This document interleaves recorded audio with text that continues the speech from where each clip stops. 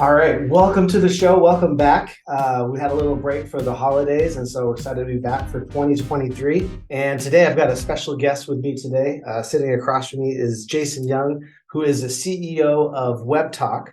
And you've got a really interesting background, so I'm excited to have you here because you're a graduate at MIT. You even, like your professional background, you were at one point director of financial strategy at Microsoft. And you actually have a patent for the consultative e-meeting platform concept that you got in 2018. And you're also author of a book, which I didn't know until I saw your bio, Why Freedom, which you could actually find on bookstores online.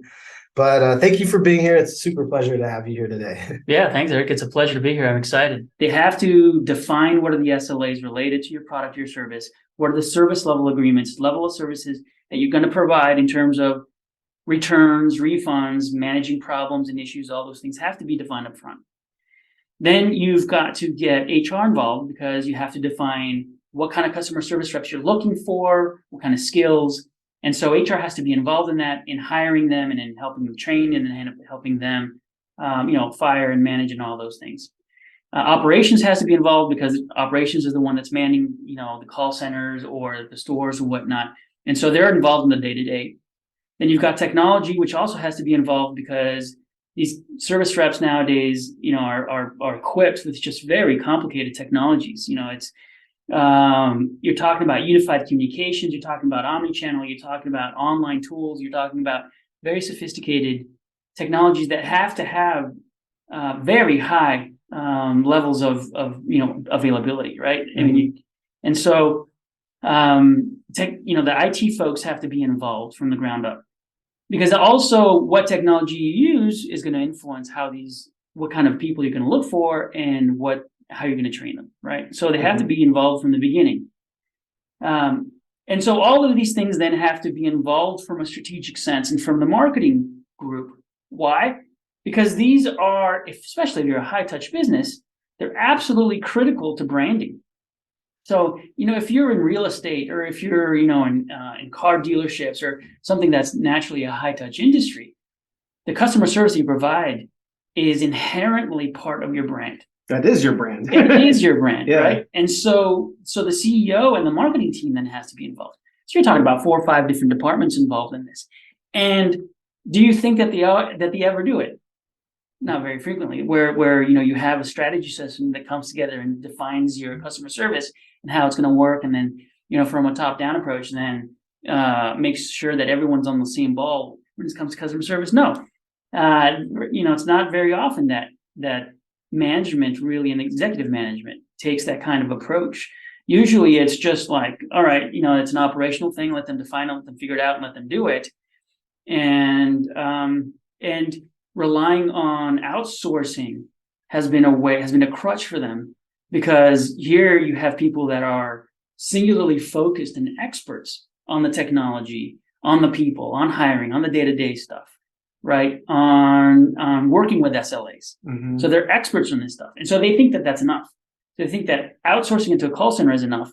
And so they never take a step back and look at it again from a branding point, from a strategic point. They never look at it from that point.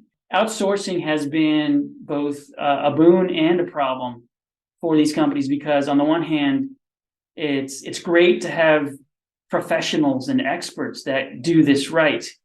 So that it takes it off of your table so you can focus on what's important, your products and engineering and whatever it might be.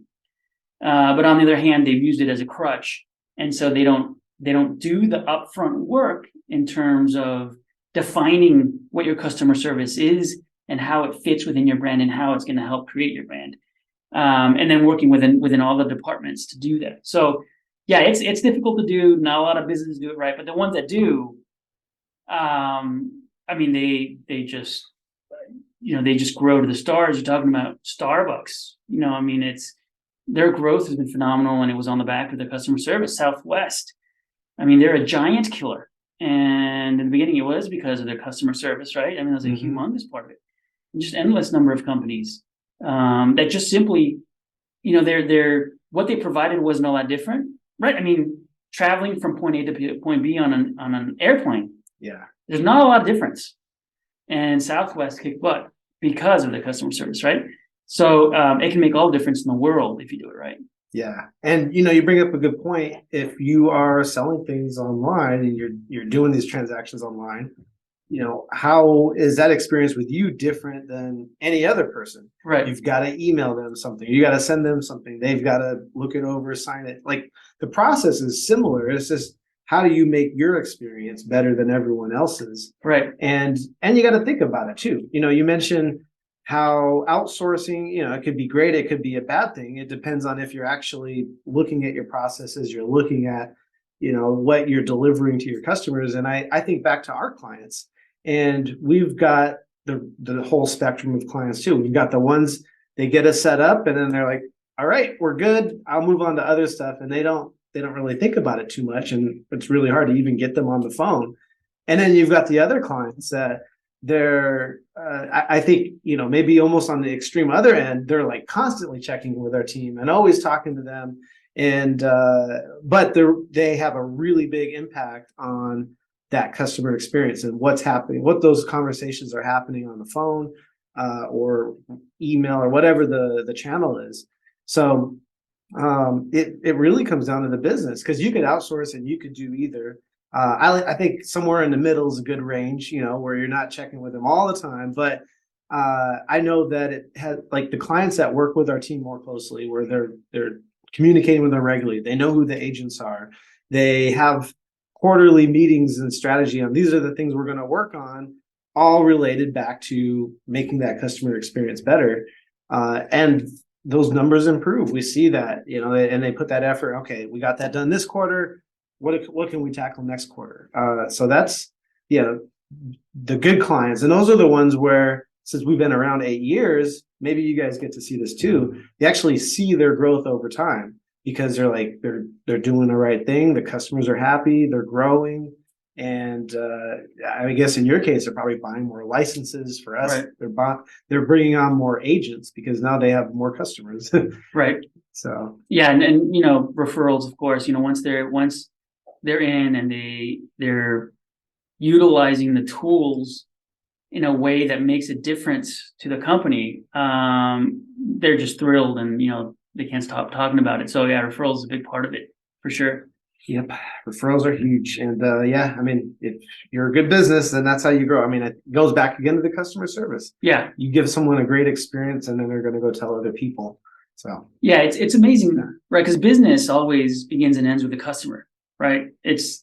They're the reason you exist, and yet how many businesses forget about that? Mm-hmm. It's like they wind up treating the customer as kind of a side thing, and it's like businesses.